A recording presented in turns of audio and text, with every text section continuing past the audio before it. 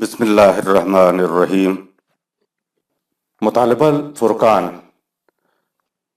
سورہ الحدید، مدنی نمبر 57، آیت نمبر 1۔ قرآن مجید کی تفسیر خود قرآن مجید سے، از علامہ غلام احمد پرویز صاحب، اخذ و تلخیص محمد اکبر دیکشت بھاردواج، نظر ثانی ڈاکٹر انعام الحق۔ بسم اللہ الرحمن الرحیم۔ اے اللہ، میری تمام تر کوششوں کا مقصد ربوبیت عامہ کے لیے تیری صفات کو بانداز رحمانیت و رحیمیت معاشرے کے اندر ظہور میں لانا ہے۔ آیت نمبر 1۔ سبح للہ ما فی السماوات والارض وهو العزیز الحکیم۔ کائنات کی پستیوں اور بلندیوں میں جو کچھ ہیں، سب خدا کے متعین کردہ پروگرام کی تکمیل کے لیے سرگرم عمل ہیں۔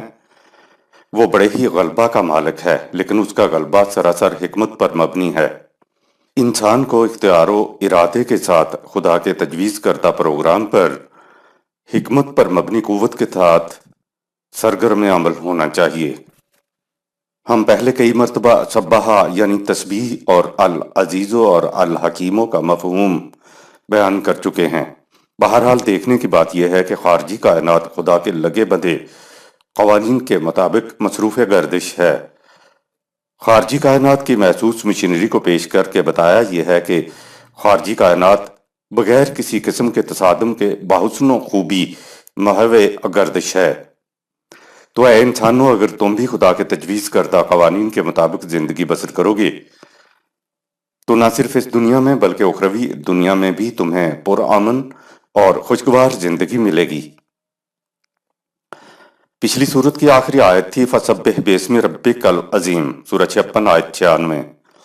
سو تمہارے رب کی طرف سے یہی روش صحیح ہے کہ تم پوری سرگرمی عمل کے ساتھ ربوبیت عامہ کے پروگرام کو اس انداز سے متشکل کرو کہ اس کے نتائج دیکھ کر دنیا کی زبان پر خدا کے عظیم نظام ربوبیت کے حق میں بے ساختہ حمد و ستائش کے الفاظ جاری ہو جائیں۔ اور اس سورت کی ابتدائی آیت ہے سبح للہ ما فی السماوات والارض وہو العزیز الحکیم، سورہ 57 آیت نمبر 1۔ دیکھیے دونوں سورت میں ربط قائم ہو گیا۔ کہا کہ سبح للہ کے لیے خدا کے قانون میں یا خدا کے قانون کے پیچھے حکمت پر مبنی قوت نافذہ نہایت ضروری ہے۔ اس لیے قرآن نے کہا وہو العزیز الحکیم، یعنی خدا نے اپنی حکمت پر مبنی قوت کا ذکر اس لیے کر دیا کہ خدا کے نام پر قائم ہونے والے نظام کی قوت کو بھی حکمت پر مبنی ہونا چاہیے۔ آیت نمبر 2۔ لہ ملک السماوات والارض یحیی ویمیت وہو علی کل شیء قدیر۔ ساری کائنات میں صرف اسی کا قانون نافذ العمل ہے، حتیٰ کہ زندگی اور موت بھی اسی کے قانون کے ساتھ وابستہ ہے۔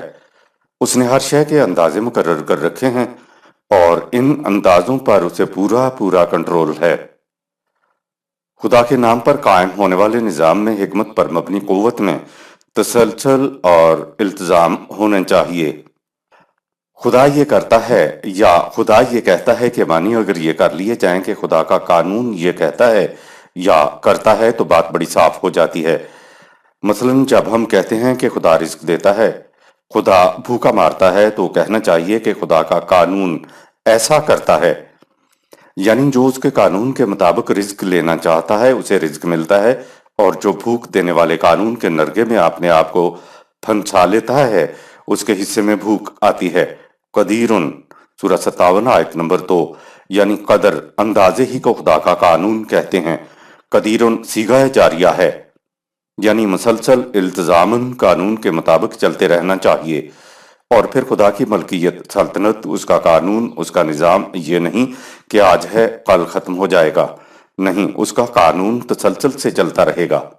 لا تبدیل لکلمات اللہ، اس کے قانون کو کوئی تبدیل نہیں کر سکے گا، قانون بدلے گا نہیں۔ یہ کتنا بڑا اطمینان ہے کہ جس غیر متبدل قانون پر میں چلا جا رہا ہوں اس کو کوئی تبدیل کرنے والے نہیں، بلکہ اس کو خدا بھی تبدیل نہیں کرے گا۔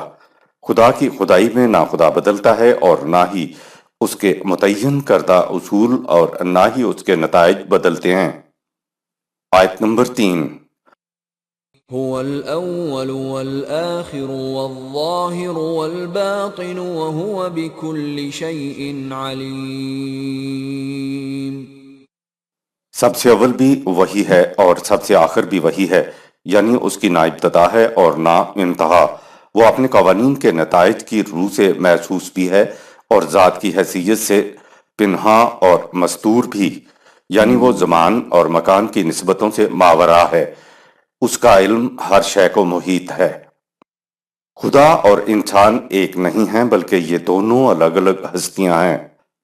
اس کا قانون بدلے گا کیوں؟ جبکہ هو الاول والآخر والظاہر والباطن، سورہ 57 آیت نمبر 3۔ وہ تو شروع سے خدا تھا اور آخر میں بھی خدا ہی رہے گا۔ کسی اور کی باری آنی ہوتی تب ہی قانون بدلے گا، مگر ایسا کبھی ہونے والا نہیں ہے۔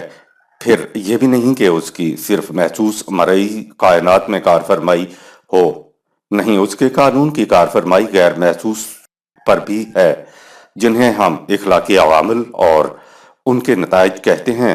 یہ جو کہا جاتا ہے کہ جو جھوٹ بولے اس کی زبان کالی ہو جاتی ہے، تو زبان ذات کے لیے ایک استعارہ ہے۔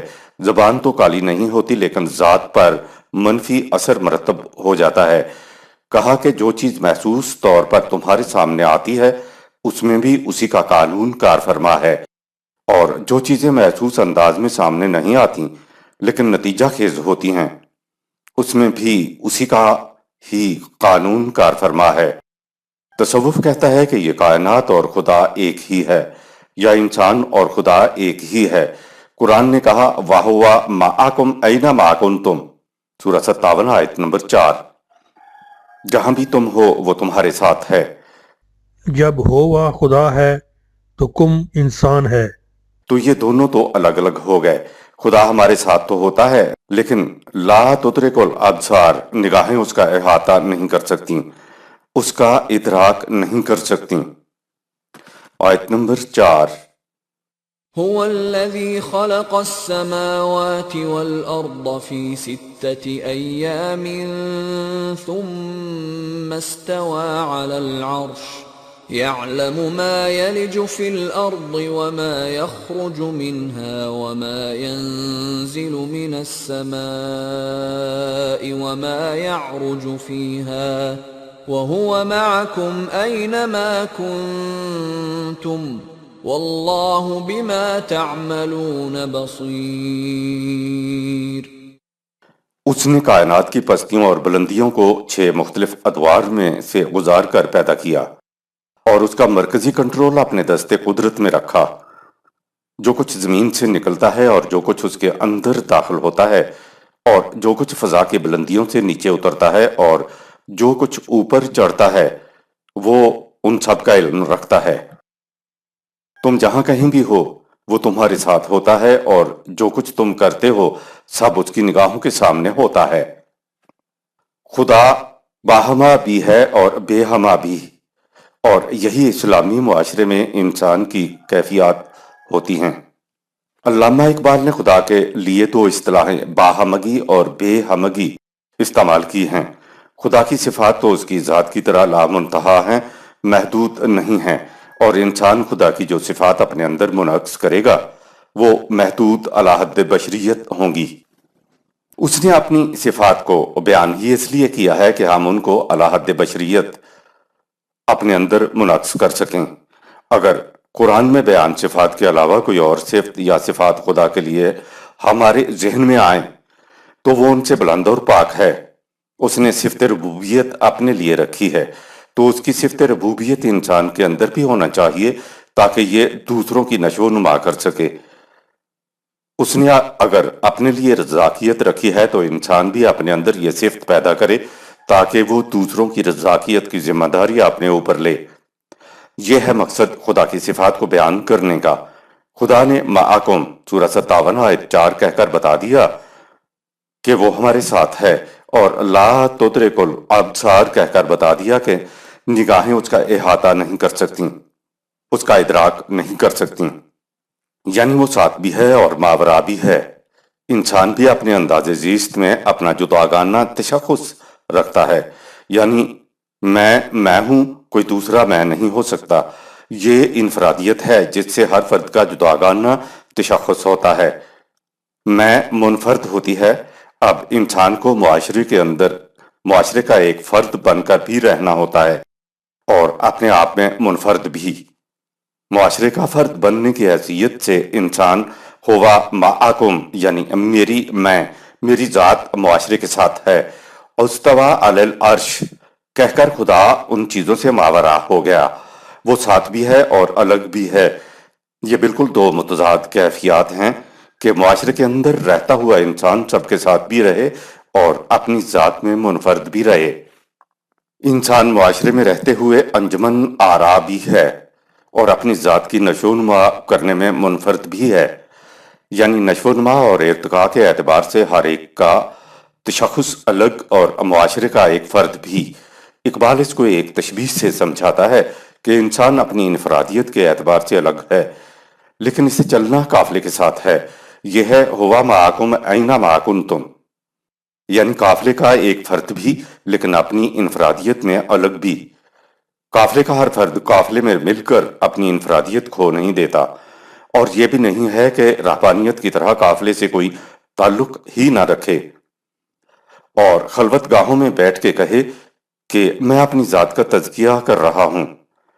یہ انداز زندگی قرآن کے خلاف ہے۔ اس نے تو انجمن آرا بھی رہنا ہے اور نگہدار خود بھی رہنا ہے۔ دراصل خدا کی دو صفات معکم اور اینا ما کنتم ذات انسانی کی عملی تعبیر اور اس کا ذکر ہے۔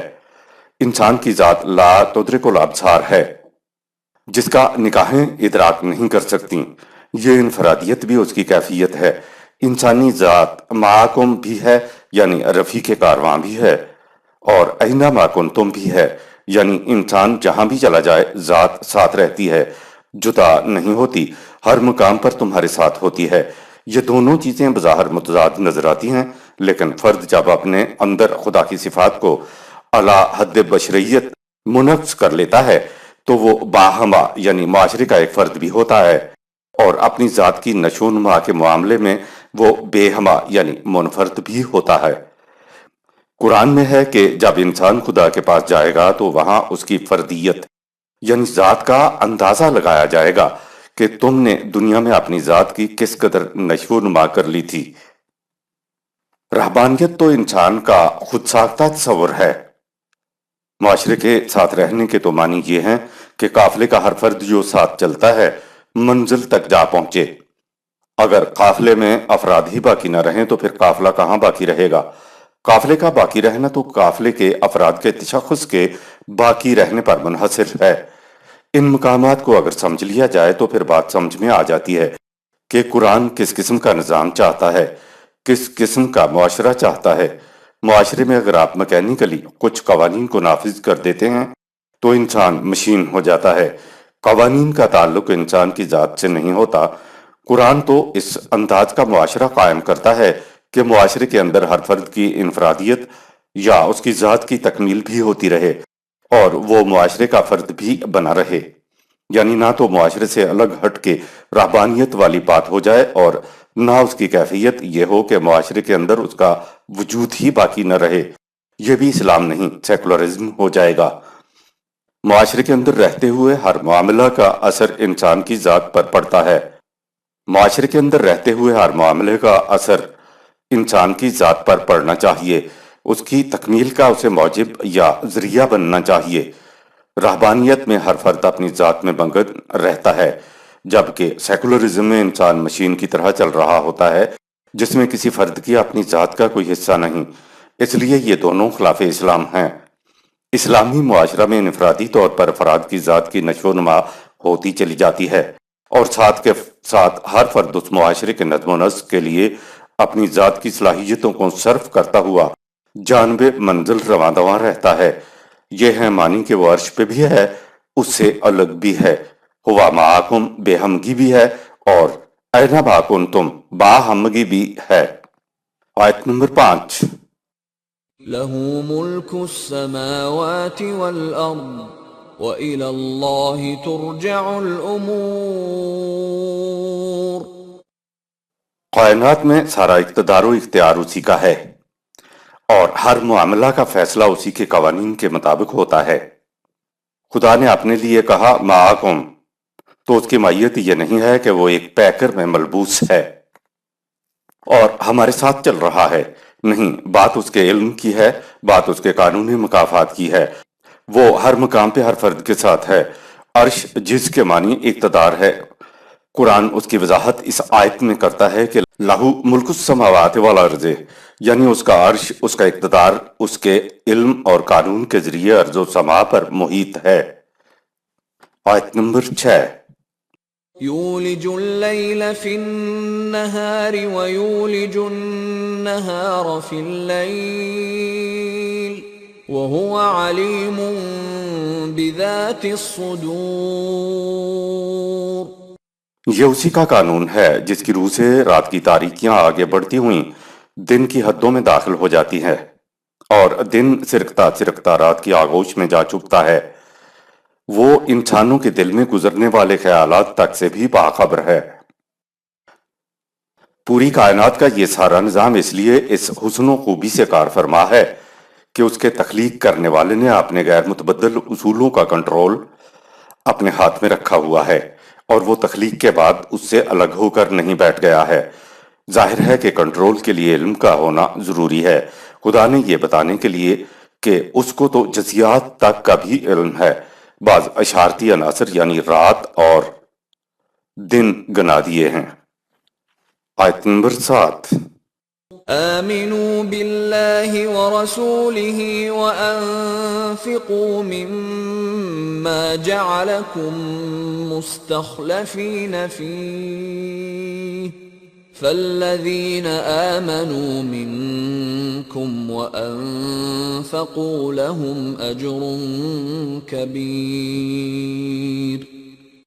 لہٰذا تم خدا اور اس کے رسول نظام خداوندی پر ایمان لاؤ اور ایمان کے عملی مظاہرے کے طور پر تم رزق کے سرچشموں کو جو دوسروں کی جان نشینی سے اب تمہاری تحویل میں آئے ہیں نوع انسان کی پرورش کے لیے کھلا رکھو۔ تم میں سے جو لوگ قوانین خداوندی کی صداقت پر یقین رکھیں گے اور اپنے مال کو ربوبیت عامہ کے لیے کھلا رکھیں گے تو ان کے لیے اس کے نتائج بڑے بلند اور ذی شان ہوں گے۔ آیت نمبر 8۔ وما لكم لا تؤمنون بالله والرسول يدعوكم لتؤمنوا بربكم وقد أخذ ميثاقكم إن كنتم مؤمنين۔ اگر تم مومن ہو تو تمہیں کیا ہو گیا ہے کہ تم خدا اور اس کے رسول نظام خداوندی پر ایمان نہیں لاتے جبکہ خدا کا رسول تمہیں ربوبیت عامہ کی دعوت دے رہا ہے اور وہ تم سے اس کا پختہ عہد بھی لے چکا ہے۔ سورہ 9 آیت 111۔ آیت نمبر 9۔ هو الذي ينزل على عبده آيات بينات ليخرجكم من الظلمات إلى النور وَإِنَّ اللَّهَ بِكُمْ لَرَؤُوفٌ رَحِيمٌ۔ خدا نے یہ واضح ضابطۂ قوانین اپنے بندے پر نازل کیا تاکہ تمہیں گمراہیوں کی تاریکیوں سے نکال کر روشن راہوں پر لے آئے۔ یقیناً وہ چاہتا ہے کہ تمہاری رافت انداز سے پوری پوری نشو و نما ہو جائے۔ الظلمات الی النور، تاریکیوں سے نور کی طرف۔ ظلمات جمع کا صیغہ ہے جبکہ نور صیغہ واحد ہے۔ باطل تو ہزاروں ہو سکتے ہیں لیکن حق صرف ایک ہی ہوگا۔ اگر امت نور پر رہے تو فرقے نہیں بنتے، فرقے تو تبھی بنتے ہیں جب امت حق سے ہٹ جائے۔ آیت نمبر 10۔ وَمَا لَكُمْ أَلَّا تُنْفِقُوا فِي سَبِيلِ اللَّهِ وَلِلَّهِ مِيرَاثُ السَّمَاوَاتِ وَالْأَرْضِ لَا يَسْتَوِي مِنْكُمْ مَنْ أَنْفَقَ مِنْ قَبْلِ الْفَتْحِ أولئك أعظم درجة من الذين أنفقوا من بعد وقاتلوا وكلا وعد الله الحسنى والله بما تعملون خبير۔ جب حقیقت یہ ہے کہ کائنات کی پستیوں اور بلندیوں میں جو کچھ ہے سب خدا کی ملکیت ہے، تو تمہارے لیے یہ کس طرح روا ہو سکتا ہے کہ تم اپنا مال نظام خداوندی کے قیام و بقا کے لیے کھلا نہ رکھو؟ یہ بھی یاد رکھو کہ جو اپنا مال نظام کے لیے کھلا رکھتے ہیں اور اندر ضرورت میدان جنگ میں بھی آ جاتے ہیں، وہ نظام خداوندی کے اندیکھے نتائج پر یقین رکھنے والے السابقون الاولون ہوتے ہیں۔ اس لیے تم میں سے جن لوگوں نے اپنا مال و دولت کو اس نظام کے غلبہ سے پہلے عام کر رکھا تھا اور جو اپنی جانیں ہتھیلیوں پر لیے مخالفین کے مقابلہ کے لیے میدان جنگ میں نکل آتے تھے، وہ لوگ ان کے برابر نہیں ہو سکتے۔ جنہوں نے غلبہ کے بعد ایسا کیا، السابقون الاولون کے مدارج بہت بلند ہیں، اگرچہ ان سب کے لیے خدا نے خوشگواریوں اور کامرانیوں کے وعدے کر رکھے ہیں۔ یہ وعدہ اس لیے ہے کہ خدا ہر ایک کے اعمال سے باخبر ہے۔ سورہ 55 آیت 62، سورہ 56 آیات 8 تا 12۔ آیت نمبر 11۔ من ذا الذي يقرض الله قرضا حسنا فيضاعفه له وله أجر كريم۔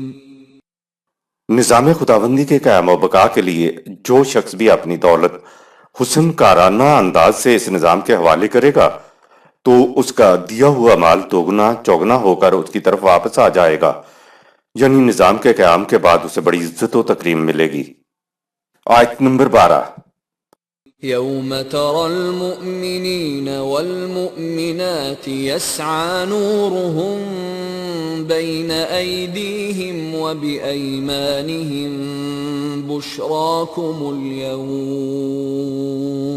بشراكم اليوم جنات تجري من تحتها الأنهار خالدين فيها ذلك هو الفوز العظيم۔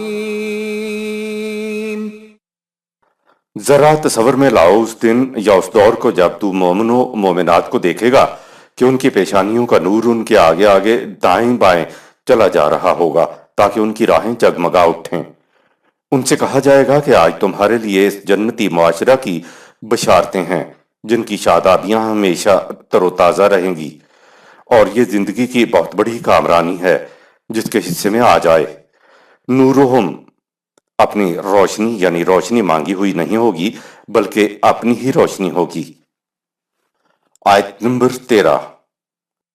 يوم يقول المنافقون والمنافقات للذين آمنوا انظرونا نقتبس من نوركم قيل ارجعوا وراءكم فالتمسوا نورا فضرب بينهم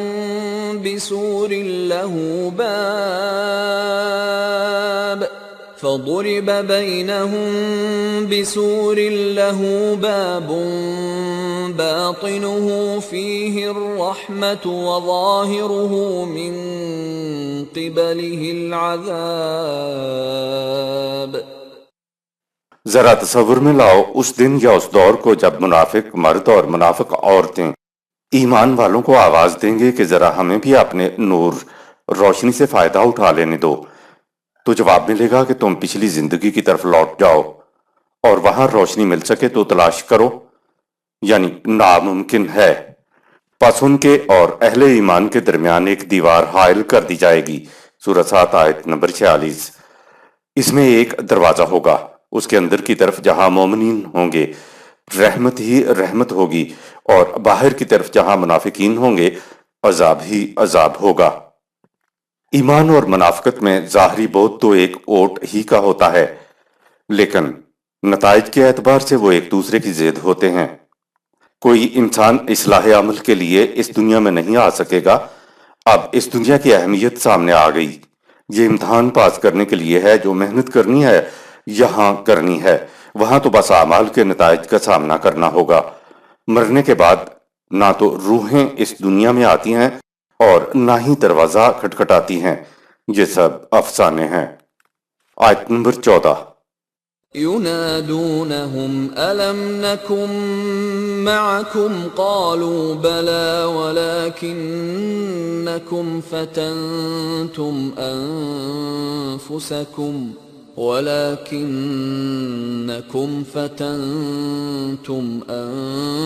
أنفسكم وتربصتم وارتبتم وغرتكم الأماني حتى جاء أمر الله وغركم بالله الغرور۔ عذاب میں مبتلا منافقین مومنین کو آواز دے کر کہیں گے کہ کیا ہم تمہارے ساتھ نہیں ہوا کرتے تھے؟ وہ کہیں گے کہ تم بظاہر ہمارے ساتھ ہی ہوا کرتے تھے، لیکن تم نے اپنے آپ کو دھوکے میں مبتلا کر رکھا تھا۔ تم ہمیشہ کنارے پر کھڑے اس انتظار میں رہتے تھے کہ کامیابی کا پلڑا کس طرف جھکتا ہے تاکہ اسی طرف تم بھی ہو لو۔ تمہاری باطل آرزویں تمہیں اس طرح کا فریب دیا کرتی تھیں، یہاں تک کہ قانون خداوندی کی روح سے فیصلہ کن انقلاب آ گیا اور فریب دینے والی آرزوؤں نے تمہیں نظام خداوندی کے باب میں ہمیشہ مبتلا فریب رکھا۔ منافقین اور مومنین کے جو مکالمے قرآن پیش کرتا ہے وہ حقیقی نہیں، تمثیلی ہیں۔ ان تمثیلات سے اصل مقاصد یا اصولوں پہ نگاہ رکھنی چاہیے کہ قرآن کہنا کیا چاہتا ہے۔ دراصل اخروی دنیا میں شمعیں زندگی میں کیے گئے اعمال صالحہ کے تیل سے روشن ہوں گی۔ اخروی دنیا میں شمعیں ان کی روشن ہوں گی جنہوں نے اعمال صالح کیے ہوں گے، لیکن جنہوں نے قوانین خداوندی سے سرکشی اختیار کیے رکھی ان کے لیے تاریکیاں ہوں گی۔ دنیا میں چونکہ لوٹ کر نہیں آیا جا سکتا، اس لیے ایسے لوگ مستقل طور پر تاریکیوں میں رہیں گے۔ آیت نمبر 15۔ فَالْيَوْمَ لَا يُؤْخَذُ مِنْكُمْ فِدْيَةٌ وَلَا مِنَ الَّذِينَ كَفَرُوا مَأْوَاكُمُ النَّارُ هِيَ مَوْلَاكُمْ وَبِئْسَ الْمَصِيرُ۔ پس آج تم سے اور ان سے جو کھلے بندوں قانون خداوندی سے انکار اور سرکشی اختیار کرتے تھے فدیہ لے کر نہیں چھوڑا جائے گا، لہٰذا تم سب کا ٹھکانہ جہنم ہے۔ جہنم اب تمہارا کارساز و رفیق ہے۔ اب تم دیکھ لو گے کہ تمہارا انجام کس قدر برا ہے۔ قرآن حکیم نے دلوں کو لپیٹ لینے والی افسردگی کو جہنم کی آگ سے تعبیر کیا ہے۔ اسی کے بارے میں کہا ہے یا مولاکم، اب یہی تمہاری پناہ گاہ ہے۔ آیت نمبر 16۔ أَلَمْ يَأْنِ لِلَّذِينَ آمَنُوا أَن تَخْشَعَ قُلُوبُهُمْ لِذِكْرِ اللَّهِ وَمَا نَزَلَ مِنَ الْحَقِّ وَلَا يَكُونُوا كَالَّذِينَ أُوتُوا الْكِتَابَ مِن قَبْلُ فَطَالَ عَلَيْهِمُ الْأَمَدُ فَقَسَتْ قُلُوبُهُمْ وَكَثِيرٌ مِّنْهُمْ فَاسِقُونَ۔ یہ لوگ جو جماعت مومنین میں داخل ہو چکے ہیں، ان میں سے بعض میں ایمان کی کمزوری ہے۔ سورہ 49 آیت نمبر 14۔ کیا ان کے لیے ابھی تک پختگی ایمان کا وقت نہیں آیا کہ ان کے دل قوانین خداوندی کے سامنے جھک جاتے، یعنی اس قانون کے سامنے جو ایک حقیقت ثابتہ کی طرح نازل ہوا ہے، اور یہ ان لوگوں کی طرح نہ ہو جائیں جنہیں اس سے پہلے آسمانی کتابیں دی گئی تھیں، لیکن جب بے عملی پر ایک لمبا عرصہ گزر گیا تو ان کے دل سخت ہو گئے اور ان میں سے اکثر صحیح راستہ چھوڑ کر دوسرے راستوں پر چل نکلے۔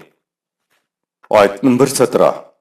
اعلموا ان اللہ یحیی الارض بعد موتها قد بینا لکم الآیات لعلکم تعقلون۔ کیا انہیں ناپختگی ایمان والوں کو اس بات کا علم نہیں کہ خدا کا قانون مردہ زمین کو پھر سے زندگی عطا کر دیتا ہے؟ ہم نے اپنی باتیں واضح طور پر بیان کر دی ہیں تاکہ تم عقل و فکر سے کام لے کر صحیح نتیجہ تک پہنچ سکو کہ خدا کے قانون ہی کی روح سے صحیح راستہ مل سکتا ہے۔ آیت نمبر 18۔ ان المصدقین والمصدقات واقرضوا الله قرضا حسنا يضاعف لهم ولهم اجر کریم۔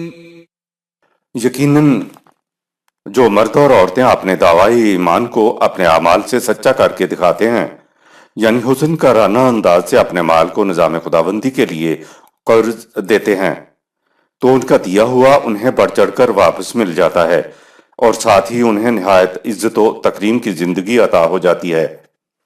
مصدق کے معنی ہوتے ہیں اپنے دعوے کو اپنے کردار سے سچ کر دکھانے والا۔ اگرچہ بڑے بڑے سخت معاملات آتے ہیں جہاں اپنے ایمان کو سچ کر دکھانا ہوتا ہے، لیکن قرآن نے عام طور پر اس معاملے میں مال کی قربانی کو سر فہرست لیا ہے۔ جہاد یا جان دینے کا معاملہ تو زندگی میں کبھی کبھی آتا ہے، اور ممکن ہے کہ کسی کی زندگی میں ایسا وقت آئے ہی نہ، اس لیے قرآن نے مال و دولت کے ایثار کو پہلے رکھا ہے۔ مال کی محبت واقعی دل کی گہرائیوں میں ہوتی ہے، لیکن نظام اسلامی کو عملاً متشکل اور مستحکم کرنے کے لیے یقیناً پیسے کی ضرورت ہوتی ہے۔ اس کی ضرورت تو قدم قدم پر پڑے گی۔ آیت نمبر 19۔ والذین آمنوا باللہ ورسلہ اولئک هم الصدیقون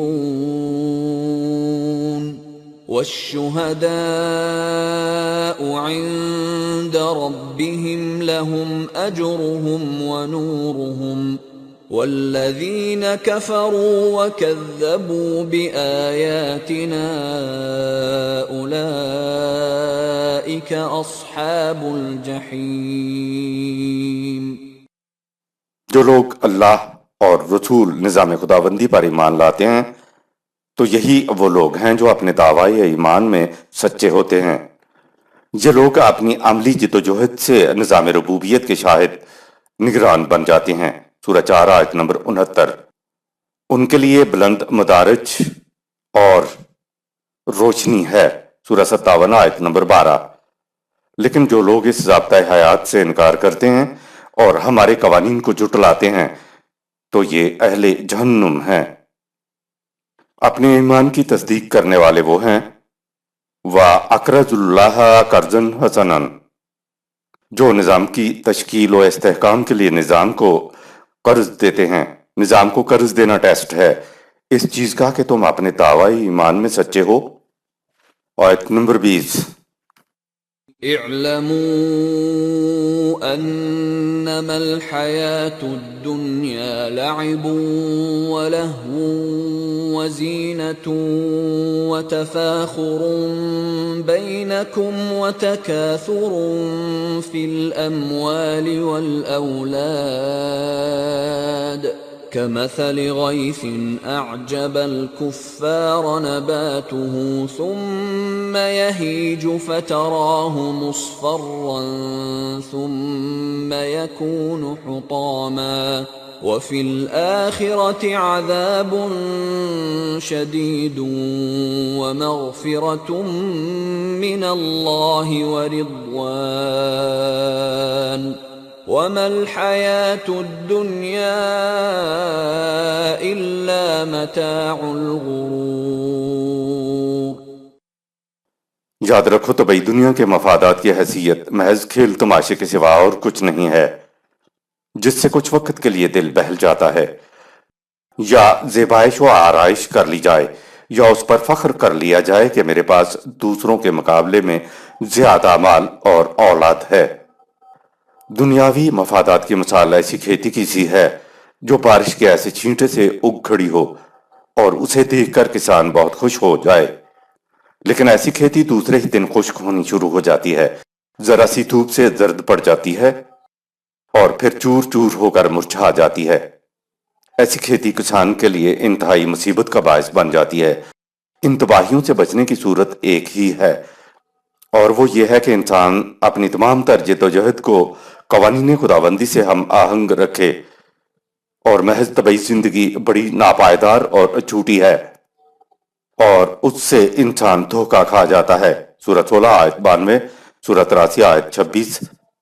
اس آیت میں طبعی دنیا کے مفادات لائبوں و لہون اور زینت اور یا دوسروں سے زیادہ مال و اولاد پر فخر کرنا یا دنیاوی مفادات کو جمع کرنے میں آگے بڑھتے چلے جانے کو کھوٹا سکہ کہا ہے جو کسی کام نہیں آتا۔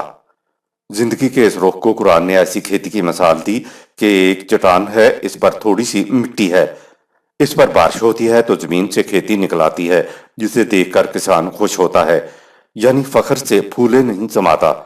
لیکن جڑیں گہری نہ ہونے کی وجہ سے دھوپ کی تمازت سے کھیتی چرمر ہو جائے تو ایسی کھیتی میں الٹا بیج کا نقصان ہوتا ہے اور کسان کی عارضی خوشی جاتی رہتی ہے۔ زندگی کے صحیح رخ کے بارے میں کہا وَمَغْفِرَةٌ مِّنَ اللَّهِ وَرِضْوَانٌ، سورہ 57 آیت نمبر 20۔ یعنی یہ وہ کھیتی ہے جو قوانین خداوندی سے ہم آہنگی کی بنا پر کی جاتی ہے، اچھی زمین، اچھا بیج، پانی، ہوا، حرارت، سب کچھ، اور پھر حفاظت کا سامان۔ کہا کہ تم خود دونوں میں فرق دیکھ لو۔ آیت نمبر 21۔ سابقوا إلى مغفرة من ربكم وجنة عرضها كعرض السماء والأرض أعدت للذين آمنوا بالله ورسله ذلك فضل الله يؤتيه من يشاء واللہ ذو الفضل العظیم۔ ایک دوسرے سے آگے بڑھ جانے کا جذبہ انسان کے اندر ہے تو تم قوانین خداوندی کے اتباع سے تخریبی قوتوں سے حفاظت کرنے اور اس جنت کو حاصل کرنے میں ایک دوسرے سے آگے بڑھنے کی کوشش کرو جس کی آسائش اور مسرتیں ساری کائنات میں پھیلی ہوئی ہیں۔ سورہ 3 آیت 132۔ وہ تیار کی گئی ہے ان کے لیے جو اللہ اور اس کے رسول نظام خداوندی پر ایمان لائیں۔ یہ آسائشیں اور خوشحالیاں ہر اس شخص کو مل سکتی ہیں جو انہیں قوانین خداوندی کے مطابق حاصل کرنا چاہے۔ خدا بڑی آسائشوں اور خوشحالیوں کا عطا کرنے والا ہے۔ جنت کسی خاص مقام کا نام نہیں ہے۔ قرآن کریم نے جس جنت کے حصول کے لیے ایک دوسرے سے آگے بڑھنے کی ترغیب دی ہے اس کے متعلق کعرض السماء والارض، سورہ 57 آیت نمبر 21۔ وہ جنت ارض و سما یعنی پوری کائنات میں ہر جگہ پھیلی ہوئی ہے۔ اس زمین پر بھی آپ کی جنت کی زندگی ہو سکتی ہے بشرطے کہ انسان اس زمین پر قوانین خداوندی کے مطابق زندگی بسر کرنے لگے۔ کسی اور کرے پر جا کر بھی انسان یہی رویہ اختیار کرے تو وہاں بھی جنت کی زندگی ہو سکتی ہے۔ جہنم کے متعلق بھی تو یہی کہا ہے کہ کہیں بھی چلے جاؤ، محیطٌ بالکافرین، وہ تو تمہیں گھیرے ہوئے ہے۔ کوئی پوچھ سکتا ہے کہ جب جنت پوری کائنات میں پھیلی ہوئی ہے تو پھر جہنم کہاں ہے؟ یاد رکھیے یہ مقام کی بات نہیں ہے بلکہ جنت و جہنم تو کیفیات کا نام ہے۔ کائنات کے کسی حصے میں بھی چلے جائیے، اصول یہی ہے کہ عمل سے زندگی بنتی ہے، جنت بھی جہنم بھی۔ آیت نمبر 22۔ ما اصاب من مصیبت فی الارض ولا فی انفسکم الا فی کتاب من قبل ان نبرأها ان ذلك علی اللہ یسیر۔ ہم نے کائنات میں اور افراد کی زندگی میں حوادث کے رونما ہونے سے پہلے ہی اپنے ضابطۂ قوانین میں ان کی تلافی کا سامان رکھ دیا ہے۔ ہمارے نظام میں اس قسم کے ازالے کا رکھا جانا کچھ بھی مشکل نہ تھا۔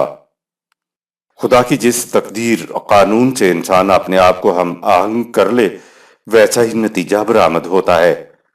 اس آیت کا کوئی سا ترجمہ اٹھائیے آپ کو ملے گا کہ اور تمہیں کوئی مصیبت بھی نہیں پہنچتی، نہ تو دنیا ارض میں اور نہ ہی تمہارے اپنے نفوس کے اندر، مگر یہ کہ وہ مصیبت لکھی ہوئی ہوتی ہے ایک کتاب میں پہلے سے کہ ہم اس کو وجود میں لائیں گے، اور یہ پہلے سے لکھ دینا اللہ کے لیے نہایت آسان ہے۔ بات تو یہ ہوئی کہ انسان سے متعلق پہلے سے تقدیر لکھ دینا اللہ کے لیے آسان ہے۔ اس عقیدے کی روح سے اب کوئی مجھے مارتا ہے، ظلم کرتا ہے، مجھ سے چھینتا ہے تو مجھے پریشان ہو دل برداشتہ نہیں ہونا چاہیے، کیونکہ یہ پہلے سے لکھا ہوا تھا، اور نہ ہی حرف شکایت منہ پر لانا چاہیے، کیونکہ یہ خدا کے لکھے ہوئے کے خلاف چلا جائے گا۔ یہ ہے مذہب کا عقیدہ تقدیر۔ یہ عقیدہ بن جائے تو آپ کو کسی تکلیف، کسی رنج، کسی نقصان کا اثر دل پہ نہیں ہوگا، اور نہ ہی آپ کو کسی قسم کا افسوس ہوگا۔ ایسے عقیدے والا پھر انسان تو نہ رہا، وہ تو مٹی کا ڈلا بن گیا، جہاں جس کا جی چاہا وہاں پھینک دیا، اور اعتراض کوئی نہیں۔ انسان کے بارے میں تقدیر کا عقیدہ ہی غلط ہے۔ انسان کی کوئی تقدیر نہیں ہے، تقدیرات تو خدا کی ہیں۔ ہم خدا کی جس تقدیر قانون سے اپنے آپ کو ہم آہنگ کر لیں گے، خدا کی تقدیر قانون کا ویسا ہی نتیجہ ہمارے سامنے آ جائے گا۔ دراصل کتاب کے معنی قانون ہوتا ہے۔ اگر انسان آسودہ خوشگوار زندگی دینے والے خدا کے قوانین کے حصار میں رہے تو آسودہ اور خوشگوار زندگی ملتی ہے، اور اگر انسان مصیبتوں میں مبتلا کرنے والے خدا کے قوانین کے نرغے میں اپنے آپ کو دے لے تو مصیبتوں بھری زندگی ملتی ہے۔ آیت نمبر 23۔ لكي لا تأسوا على ما فاتكم ولا تفرحوا بما آتاكم والله لا يحب كل مختال فخور۔ اگر قانون کی خلاف ورزی سے تمہیں کچھ نقصان ہوا ہے تو اس پر تم دل شکستہ ہو کر مایوس نہ ہو، اور جو کچھ تمہیں قوانین خداوندی کے اتباع سے ملا ہے اس پر نہ اتراؤ، اور یاد رکھو جو لوگ دنیاوی سامان زیست کی وجہ سے اپنے آپ کو بڑی چیز سمجھتے اور فخر کرتے ہیں، اللہ کا قانون ان کو پسند نہیں کرتا۔ آیت نمبر 24۔ الذين يبخلون ويأمرون الناس بالبخل ومن يتول فإن الله هو الغني الحميد۔ جو لوگ خود بھی بخل کرتے ہیں اور دوسرے لوگوں کو بھی بخل کا مشورہ دیتے ہیں اور قوانین خداوندی سے روگردانی کرتے ہیں، تو وہ یاد رکھیں کہ خدا کا نظام ان سے مستغنی ہے، یعنی اپنے نظام کو بروئے کار لانے کے لیے اللہ ایسے لوگوں کی مدد کا محتاج نہیں۔ وہ اپنے پروگرام کو قابل حمد و ستائش بنانے کے لیے اپنے اندر کافی قوت رکھتا ہے۔ بخل نظام سرمایہ داری میں پروان چڑھتا ہے۔ نظام سرمایہ داری میں اپنی محنت کی کمائی کو صرف اپنے لیے مخصوص کر لیا جاتا ہے۔ اس نظام میں کسی پر مصیبت آتی ہے تو وہ صرف اسی شخص کی مصیبت ہوتی ہے، دوسروں کو اس سے کوئی سروکار نہیں ہوتا، اور جو عیش کی زندگی بسر کر رہا ہوتا ہے وہ اس میں دوسرے محروموں کو شریک نہیں کرتا۔ یہی رویہ تو بخل کہلاتا ہے۔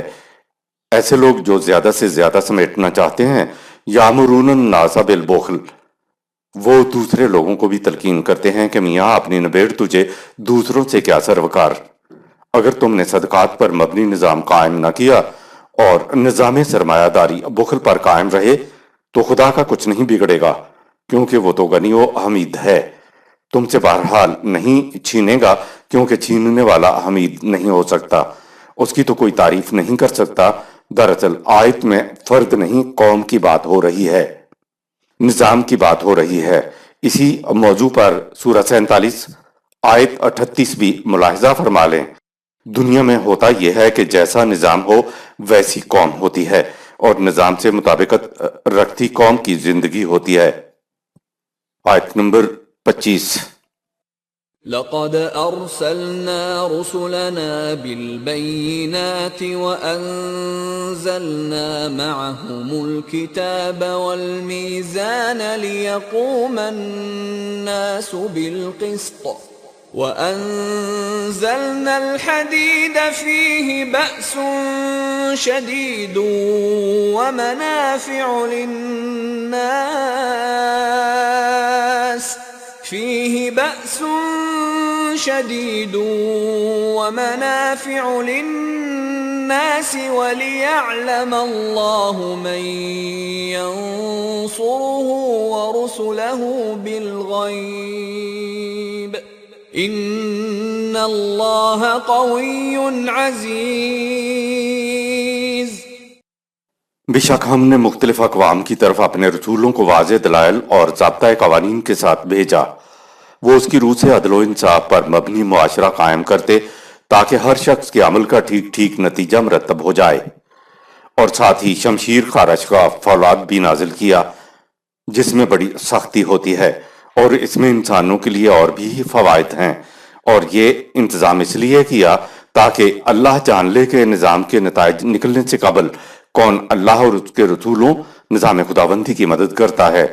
خدا کا وہ نظام جو اپنے اندر غلبہ اور قوت رکھتا ہے انسانوں کے ہاتھوں متشکل ہوتا ہے۔ رسولوں کی دعوت کے 3 مراحل، البینات، الکتاب اور الحدید۔ ہر رسول کی دعوت میں 3 مراحل آتے تھے۔ پہلا مرحلہ ہے ارسلنا رسولنا بالبینات، سورہ 57 آیت نمبر 25۔ رسول دلائل و براہین کی روح سے لوگوں کو سمجھاتا کہ تمہاری روش غلط ہے، اس لیے اس سے باز آ جاؤ۔ تو جو لوگ خدا کی طرف سے عطا کردہ دلائل و براہین کی روح سے سمجھ کر اپنی سابقہ روش کو خیر بات کہہ دیتے وہ اس گروہ کا حصہ بن جاتے جو پہلے ہی رسول کے ساتھی بن چکے ہوتے تھے۔ دوسرا مرحلہ معاہم الکتاب، سورہ 57 آیت نمبر 25 ہے۔ اس گروہ کا فریضہ ہوتا ہے کہ ایک نظام تشکیل دے کر الکتاب یعنی نظام کے ضابطۂ قوانین پر عمل کریں۔ ضابطۂ قانون الفاظ اور حروف کی شکل کے اندر قانون ہوتا ہے، جب یہ عملاً نافذ ہوتا ہے تو وہ نظام عدل کہلاتا ہے، جس کے لیے قرآن نے لفظ میزان، سورہ 57 آیت نمبر 25 استعمال کیا ہے۔ عدل کے شعار یا اس کی علامت کو میزان یا ترازو قرار دیا گیا ہے، جسے ہم نے نافذ کرنا کہا ہے۔ تیسرا مرحلہ ہے وَأَنزَلْنَا الْحَدِيدَ، سورہ 57 آیت نمبر 25۔ جو مفاد پرست گروہ سابقہ روش سے باز نہ آئے اور نظام کے ساتھ مزاحمت و مخالفت کا راستہ اختیار کرے تو ان کی مزاحمت و مخالفت کے زور کو توڑنے کے لیے لوہا، حدید یعنی تلوار استعمال کی جائے گی۔ لفظ حدید کے مادے کے اعتبار سے اس کے معنی ہیں وہ قوت جو سرکشوں کو حدود فراموش نہ ہونے دے۔ قرآن کی خصوصیت ہی یہ ہے کہ وہ جو چیزیں بھی دیتا ہے ان کو وہ شر قرار نہیں دیتا۔ بہرحال انسان کا چیزوں کا استعمال چیزوں کو خیر و شر بنا دیتا ہے۔ حدید یعنی قوت کو خدا نے منافع للناس، سورہ 57 آیت نمبر 25 نوع انسانی کی منفعت کے لیے نازل کیا ہے۔ آیت نمبر 26۔ وَلَقَدْ أَرْسَلْنَا نُوحًا وَإِبْرَاهِيمَ وَجَعَلْنَا فِي ذُرِّيَّتِهِمَا النُّبُوَّةَ وَالْكِتَابَ فَمِنْهُمْ مُهْتَدٍ وَكَثِيرٌ مِّنْهُمْ فَاسِقُونَ۔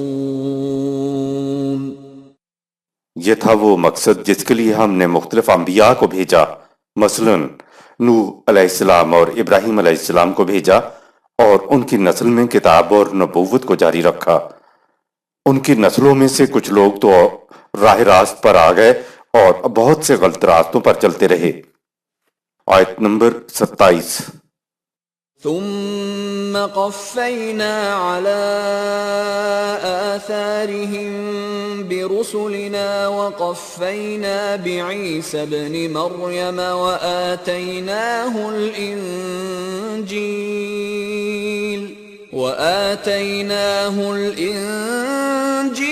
وجعلنا في قلوب الذين اتبعوه رأفة ورحمة ورهبانية ابتدعوها ما كتبناها عليهم إلا ابتغاء رضوان الله فما رعوها حق رعايتها فآتينا الذين آمنوا منهم أجرهم وكثير منهم فاسقون۔ پھر ہم نے ان کے بعد اسی نہج پر اور رسول بھی بھیجے، اور اسی نہج پر بنی اسرائیل میں سب سے آخر میں عیسیٰ علیہ السلام ابن مریم کو بھی بھیجا اور اسے انجیل دی۔ جو لوگ اس کی پیروی کرتے تھے ان کے دل میں خلق خدا کے لیے شفقت اور ایک دوسرے کے ساتھ محبت اور ہمدردی کے جذبات پیدا کر دیے۔ یہ عیسیٰ علیہ السلام کی تعلیم کا نتیجہ تھا، لیکن مسلک رہبانیت تو انہوں نے از خود وضع کر لیا تھا، ہم نے ان کے لیے اسے مقرر نہیں کیا تھا۔ انہوں نے رہبانیت کو اللہ کی رضامندی حاصل کرنے کا ذریعہ سمجھ کر اختیار کیا تھا، لیکن اسے بھی جیسا نبھانا چاہیے تھا نبھا نہ سکے، یعنی خود ساختہ مسلک کو نبھا نہ سکے۔ سو ان میں سے جو لوگ اب قرآن پر ایمان لا چکے ہیں ہم انہیں ان کا اجر عطا کریں گے، لیکن ان میں سے اکثر غلط راہوں پر چل رہے ہیں۔ آیت نمبر 28۔ يا أيها الذين آمنوا اتقوا الله وآمنوا برسوله يؤتكم كفلين من رحمته ويجعل لكم نورا تمشون به ويغفر لكم والله غفور رحيم۔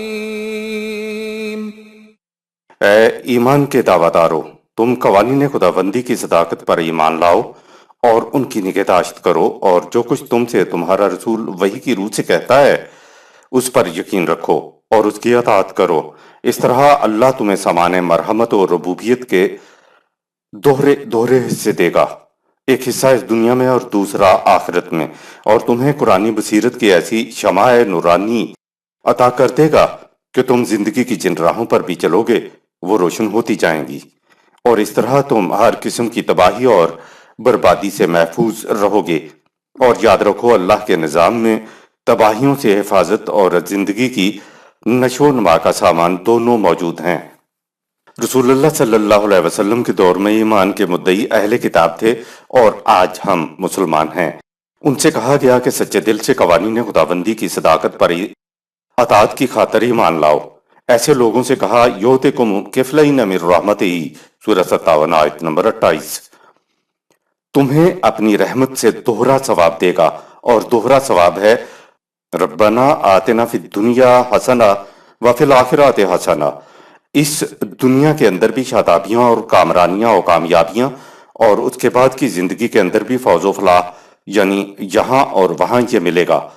ایک حصہ تو اس کا انہوں نے قرآن کریم پہ غور و فکر کیا، سمجھا اور ایک نظام کی تشکیل کی خاطر جماعت بنائی، اور دوسرا حصہ عمل کرنے کا۔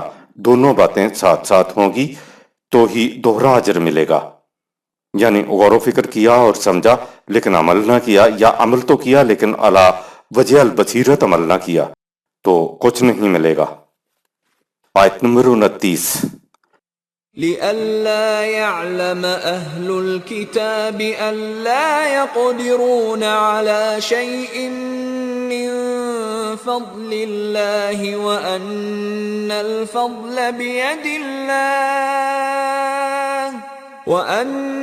الفضل بيد الله يؤتيه من يشاء واللہ ذو الفضل العظیم۔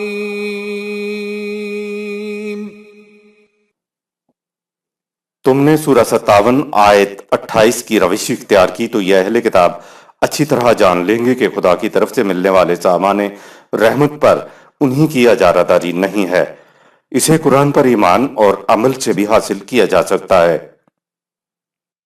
رزق کی کشادگی قانون خداوندی سے وابستہ ہے، جو چاہے اس کے قانون کے مطابق حاصل کر سکتا ہے وہ صاحب فضل عظیم ہے۔